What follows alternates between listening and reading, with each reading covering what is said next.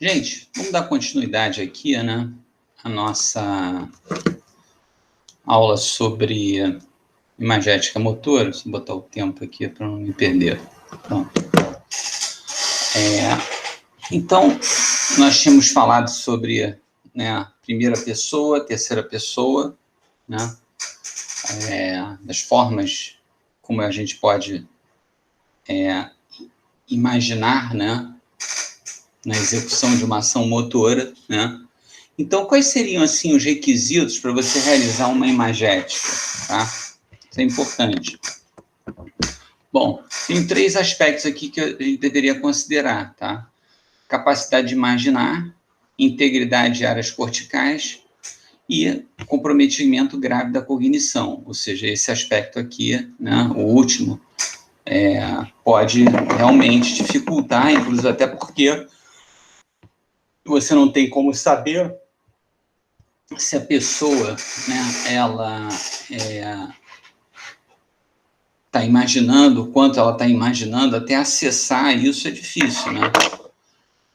Com um comprometimento grave. Um outro aspecto de trás para frente, né? Integridade das áreas corticais. Claro, acabei de explicar que a região frontal, parietal, os núcleos da base são importantes para você formular experimentos com imagética. Eu não vou trazer nessa aula de hoje, mas parkinsonianos que tenham, por exemplo, problema com a substância negra, né, na perda do neurônio dopaminérgico, que na realidade recobre a calota, né, dessa estrutura, provavelmente vão ter dificuldades para imaginar ações motoras, tá? Criar essa condição, né? Da mesma maneira, traumas, né, por exemplo, na região parietal, lesões, né?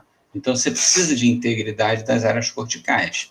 E o ponto que eu queria chamar a atenção, né, é que nós temos, foi o que eu falei anteriormente, nós temos como acessarmos, de uma certa forma, o quanto que a pessoa pode ou não pode imaginar. Então, nós temos questionários como o MIC, o MIC-R, né?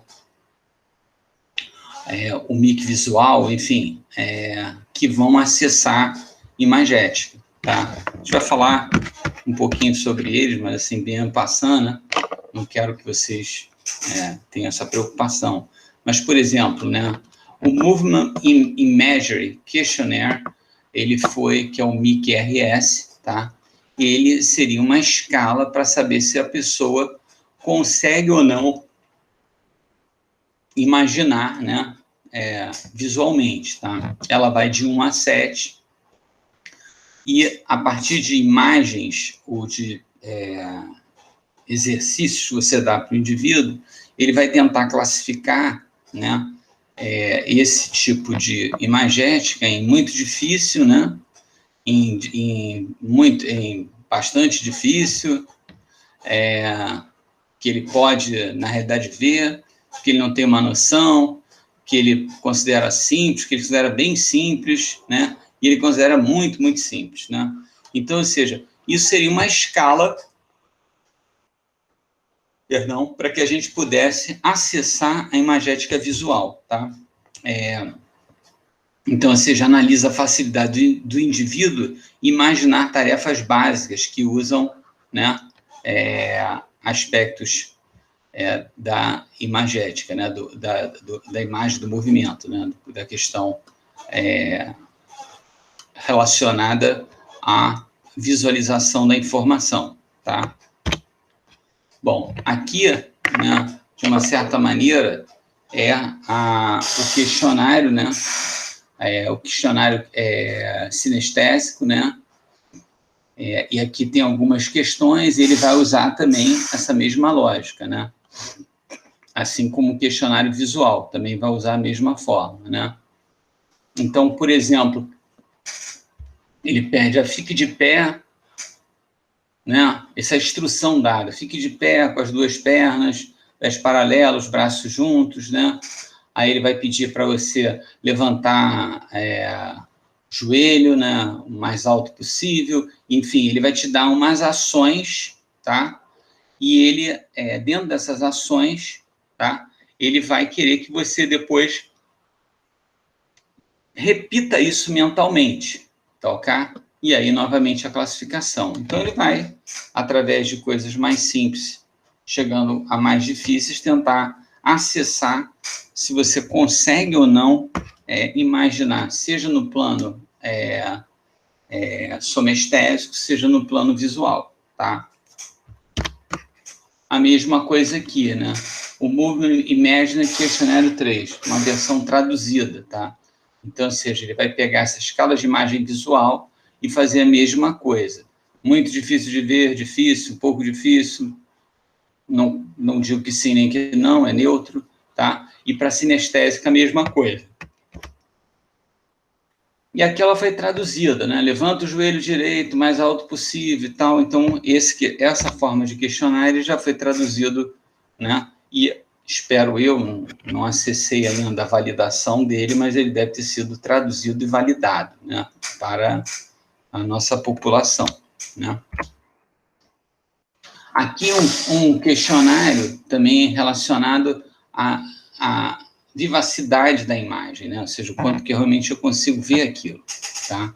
Então, é o Vividness Motor Image Questionnaire, tá? O VMIC, tá?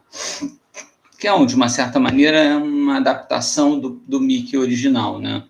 Do Movement Inventory, Movement Imaginary Questionnaire, que é o MIC, tá? É uma aperfeiçoação, um aperfeiçoamento dele, tá? Para ver vividez, tá bom? Tá bem aqui, ó, perdão. Então, ele se refere à habilidade que o sujeito tem de imaginar um movimento, tá? E a meta desse teste é o quê? Determinar o quanto vívido é aquela imagem, tá bom? Então, são formas de acessar a clareza da imagem, né? A mesma coisa aqui, ó, no QVIC, né?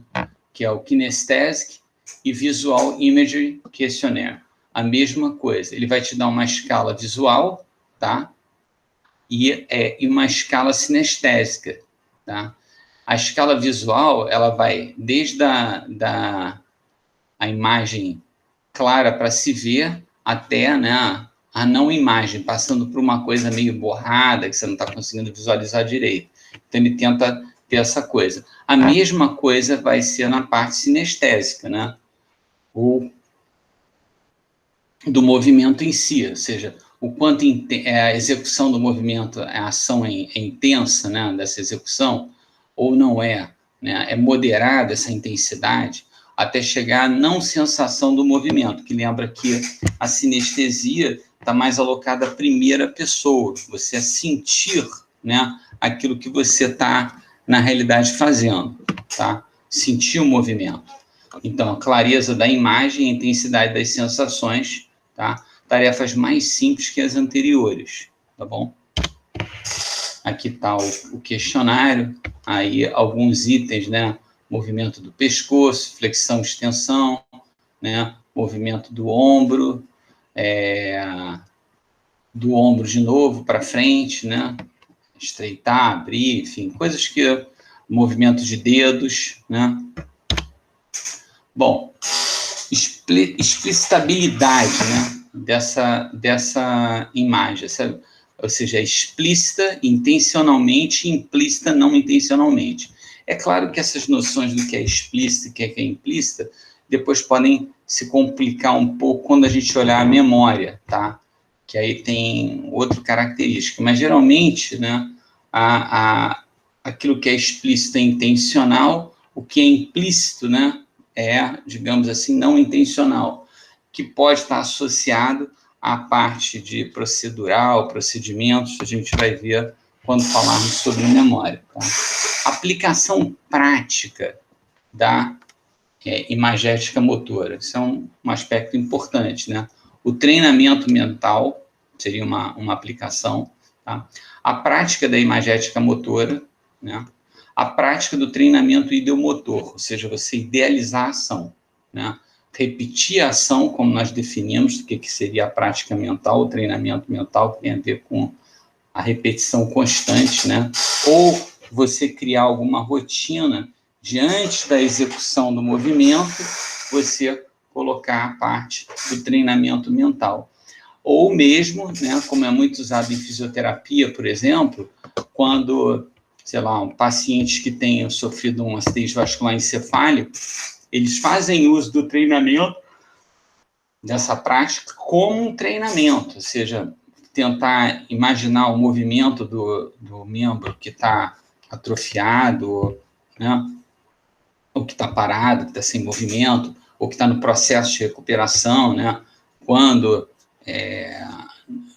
na realidade, um tipo de AVE que não tem um comprometimento maior, né, que pode ser até, muitas vezes, transitório, né? Então, ou seja, a prática da imagética motora, tá? Constante, então, como forma aplicada, né? O treinamento ideomotor, que é muito similar ao treinamento mental, né? Você idealizar o movimento, tá bom? Usada a cognição, né? No treinamento mental, ele é mais estruturado, digamos assim.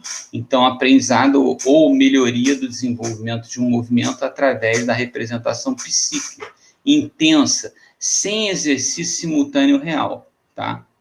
Então, isso é importante, nós já tínhamos falado sobre esse aspecto, tá? A influência, modificar representações mentais da realidade, melhorando níveis de desempenho, tá? Então, isso é bastante importante. Ou seja, modificar representações mentais da realidade, tá? Que vão afetar os níveis de desempenho. Uso sistemático de imagens para simular um movimento de imaginação, né, de um indivíduo sem executá-lo de fato, aquilo que a gente acabou de ver lá em cima, tá? Então, ou seja, de uma certa maneira, é um pouco da definição, né? Habilidades cognitivas específicas, né, seria importante. Integração entre a percepção, cognição e ação. A gente vai falar um pouco disso melhor quando falar sobre integração sensório-motor. A gente vai dar elaborar um pouquinho melhor sobre esse segundo conceito, tá? Bom, como aplicar a imagética motora, né? Atividade planejada, individualizada e voltada para um objetivo. Um pouco aquilo que a gente estava falando anteriormente, né? Ou seja, a gente tem que ter, né, na prática da imagética, né, da aplicação, a gente tem que definir uma meta, né? Vocês podem ter percebido que os questionários também, eles vão em cima de pontos específicos e vão trabalhar, né, esses questionários que vão avaliar, né, se a pessoa tem ou não, digamos, a capacidade de imaginar, né, de visualizar, de simular mentalmente aquilo que ele precisa fazer, né? Por isso que experimentalmente ele é totalmente usado, mas eles estão atrás de um ponto determinado, tá? Você tem que ter muita clareza quando estabelecer o objetivo, tá? Visualizar esse objetivo, tá? A outra coisa é obedecer aos estágios de aprendizagem, né? Ou seja, qual é o nível que o praticante daquilo está com a aprendizagem, né? Ele ainda está na fase de controle, ele já passou da fase controlada para a fase associativa, ou ele ainda já está na fase automática do gesto, tá? Então, ou seja, esse estágio, ele vai obedecer também e vai, digamos assim, elaborar, né? Quando você criar os objetivos, você tem que, de uma certa forma, atrelar esses objetivos a um processo progressivo, né, da aprendizagem, tá? Ele pode ser individual ou em grupo. Claro, eu posso tentar fazer esse trabalho de imagética para uma única pessoa, para um grupo de indivíduos, né? É bom, né, muitas vezes, ou exercícios respiratórios, ou um relaxamento prévio para a pessoa poder fazer a imagética, imaginar, né? Claro, lembre-se sempre definir se você quer em primeira pessoa, em terceira pessoa, né? O sujeito deve estar sentado ou deitado, né? Agora, lembre-se que muitas vezes jogadores, né, eles simulam mentalmente o que eles vão fazer, tá? Eles vão simular, né? Você pode ver, né? Uma pessoa que vai bater um pênalti, né? Ou que vai arremessar uma bola num garrafão, né? Ela vai parar, pensar e visualizar essa trajetória do objeto, tá? Não necessariamente ele está sentado ou deitado, né? Então, mas essas condições, elas vão dar melhor, digamos, facilitar a prática da execução. Mas é claro que isso está atrelado também a como o indivíduo, ele normalmente faz, né? Ele pode treinar, fazer aquilo antes dele executar a ação, né? E como a gente vê vários casos de jogadores que param, respiram, pensam, se concentram, fazem o movimento simulado antes de executar o movimento. A necessidade de supervisão de um profissional. É importante que no começo, na prática da imagética mental, que ele seja autodidata, né? Ou, que seria o mais comum, de alguém te dar instruções de como fazer essa simulação mental, né, do movimento. Então, isso é importante, ou seja, seria um formato na aplicação, né? E a duração da prática também vai comprometer ou não, né? Ou seja, você tem que ter um tempo ali razoável para poder, digamos assim, fazer a execução, né, de uma forma que você consiga aprimorar e ter um período ali razoável para você poder executar ou realizar a prática, tá? Bom, a eficácia, né? Ela pode afetar aspectos físicos, né? Porque ela pode minimizar danos, né? Ela pode ampliar, por exemplo, certos movimentos, né? Então, ela vai ter eficácia em elementos físicos. Ela pode mudar um pouco a perspectiva, né, de como você está olhando, uma eficácia. A perspectiva é uma noção mais subjetiva, né? Mas ela vai te dar um horizonte, né? Uma visão um pouco mais futura, ou seja, a prática, a repetição e essa capacidade de simular os eventos, ela pode mexer um pouco esses parâmetros de perspectiva. Pode alterar a sua relação com o ambiente, entendeu? De como você, na realidade, vai ver vai se relacionar com o próprio ambiente, tá? A tarefa, ela pode ampliar a eficácia do indivíduo sobre a tarefa, sobre a execução, né? Ela pode produzir uma redução no tempo de execução, tá? Uma melhora na aprendizagem e, principalmente, um controle, né, do sistema emocional, né? Ou seja, estruturas relacionadas ao sistema límbico, que vão produzir amígdala, né? São estruturas ali que estão associadas à emoção, aspectos de raiva, de medo, né? de prontidão, né? Então, ou seja, a imagética, ela vai ter uma influência em vários aspectos, tá? Em vários aspectos. Isso é importante ser dito, tá? E afetar de forma diferente, por exemplo, nós falamos anteriormente da questão da aprendizagem, do estágio da aprendizagem, né? Então, se ela é feita no período de controle, né? Por exemplo, você vê muito isso em criança, né? As crianças, elas simulam o tempo todo a execução do gesto. O tempo todo elas estão tentando simular, né? Então, você já não vê o adulto fazendo isso, mas a criança, ela faz isso de uma forma muito eficiente, né? Quando ela está aprendendo um gesto novo ou uma coisa nova, quantas vezes ela não pratica mesmo sem a bola, né? A criança vai jogar tênis, ela fica com a raquete fazendo só um movimento de saque, um movimento de batida, né? Então, ou seja, ela está simulando aquilo. É claro que a criança, dessa forma, você incluiu aí o período você incluiu os sistemas sensoriais, né? Que, na realidade, na própria definição que a gente falou, você não tem movimento envolvido na imagética motora. Mas você, olhando para certos aspectos do controle do estágio associativo e do estágio automático, né? A criança, por exemplo, ela vai passar por todos esses estágios e muitas vezes ela vai simular sem o próprio movimento. Tá? É importante isso. A tarefa nem se fala, né? Ou seja, a eficácia sobre a tarefa executada realmente é sentido. Né?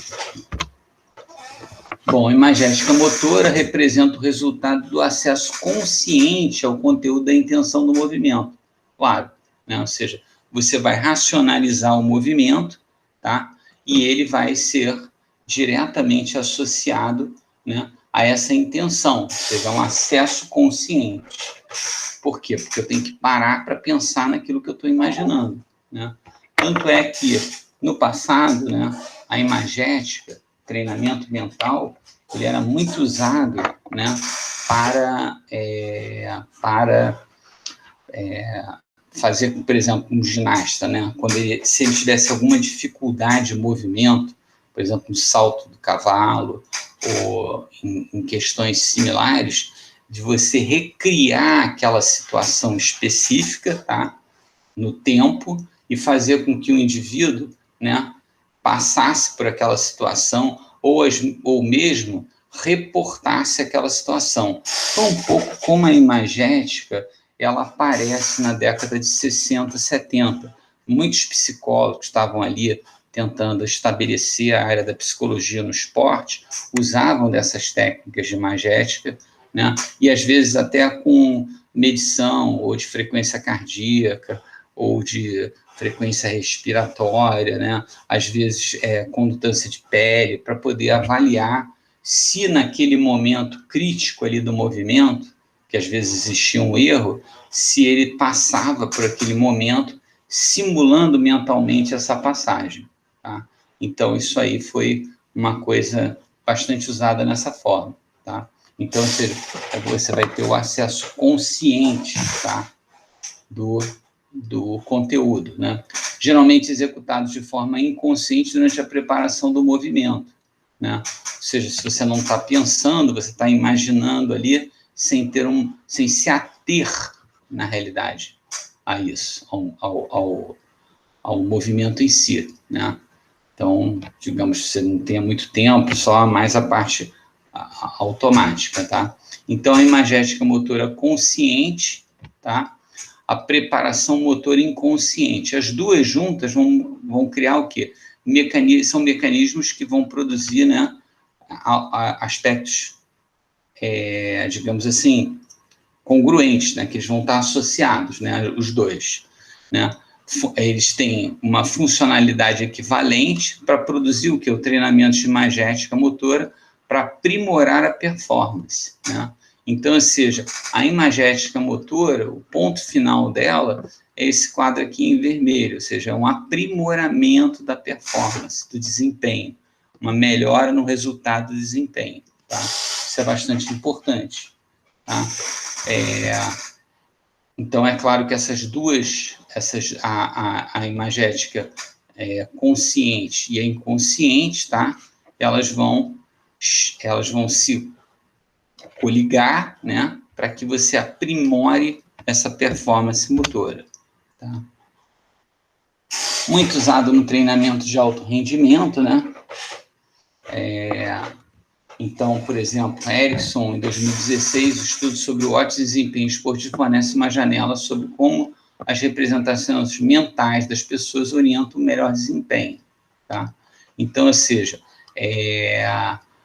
esse trabalho mostra um pouco, né, essa relação entre, né, o desempenho esportivo, tá, e essa representação mental, né, o quanto que essa representação mental aprimorada vai repercutir no melhor desempenho. Então, muitos atletas acreditam que ensinando mentalmente seus movimentos, antes de executá-lo, ajuda uma melhor... o ensaio do movimento vai ajudar na melhor performance, é óbvio, né? Que é mais ou menos o slide anterior, ou seja, a imagética, ela vai produzir um efeito direto na performance do indivíduo, na performance motora, tá? Ótimo. A mentalização, ou seja, você, né, mentalizar o gesto, né? A autofala, que no inglês seria considerado self-talk, né? Vai aumentar você falar com você mesmo, né? Seria uma forma de você interagir, né? Na hora ali de você realizar a tarefa. Vai o quê? Aumentar o foco, vai aumentar a atenção, e isso vai produzir o quê? Uma distração. Agora, a autofala, né, o self-talk, muitas vezes, em condições adversas, né, o indivíduo, aquilo não ajuda, pode até atrapalhar, né? Então, ou seja, essa instrução, né, na questão de você falar com você mesmo, tem que ser positiva e não negativa, porque senão você compromete o foco e a atenção, né? Que na realidade, né, a atenção e foco nesse caso aqui são muito próximos, né? Que na realidade o foco ele está sobre o guarda-chuva da atenção, né? A distração, né, a diminuição da distração, ela pode estar envolvida na autofala em algumas circunstâncias de extrema ansiedade, né? Então, você tem que ter ali uma rotina que essa autofala ela não produza, na realidade, um aumento, ela não funciona como um distrator, tá? Então, a mentalização vai produzir uma autofala, uma concentração, desempenho motor, tá? Que está associada à memória verbal, funções de linguagem, né? São ativadas essas regiões, né? Na realidade, esses dois conceitos, né? Então, isso é importante dentro desse quadro da mentalização, tá? Bom, a imagética também tem uma aplicação, como eu acabei de falar lá atrás, na reabilitação, tá? Muito importante, né? Então, imagéticas mentais no aprendizado e na reabilitação. Falando bastante do aprendizado, falar um pouquinho da reabilitação. Então, é aquilo que eu disse, né? Pessoas que tiveram, por exemplo, um acidente vascular encefálico, elas não vão conseguir ter o tempo suficiente de clínica, né? Então, seria recomendado, já que a imagética ela produz ativação das mesmas áreas que a execução, mesmo quando não há um controle completo da ação voluntária por um dano periférico ou central, tá? A imagética ela vai ser importante nesse processo de recuperação, tá? Deixa eu só parar o tempo aqui para não despertar, né? Então, ou seja, o córtex visual vai ser ativado, claro, porque eu estou imaginando, né? Se essa cena foi em primeira pessoa, né? Então eu vou ter a participação do córtex visual, compreender e comparar a ação imaginada versus executada, ou seja, bastante parecido, né, aqui com o que a gente viu no processo de aprendizagem, né? Então, o cérebro humano possui a capacidade de representar ações, objetos, emoções através do voluntário, que não depende de um marcador externo, que é o ato de pensar neles mesmos, definido por Fadiga, que é, né, processo igual no caso das definições que a gente introduziu logo no começo da primeira parte da aula, tá? Ligada diretamente à coordenação de uma série de funções complexas, coordenar as ativações dos padrões musculares, controle antigravitacional, coordenação de todos eles perante demandas do ambiente. Então, ou seja, né, a aplicação na reabilitação, tá, ela se dá de uma forma muito parecida, né? É claro que existem certas situações onde, às vezes, há um dano cognitivo, como nós vimos, de uma estrutura central que possam prejudicar a reabilitação, tá? Mas a imagética é uma técnica que ela cada vez se tem mais experimentos, muito usada também para pessoas que têm um dano lesões medulares, né? Que vão ter que imaginar um movimento para mover objetos, também são uma outra área aí dentro de controle, muito importante, feita com EEG, hoje com exoesqueletos, ou seja, a imaginação ela pode levar o sujeito a produzir e controlar equipamentos ou diversos instrumentos, né, dentro de um ambiente. Então, é uma outra área muito também dentro do campo de controle motor, mas já no aspecto da reabilitação. Era o que eu mais ou menos tinha para falar sobre imagética. Espero que vocês fiquem bem e nos encontramos no próximo bloco.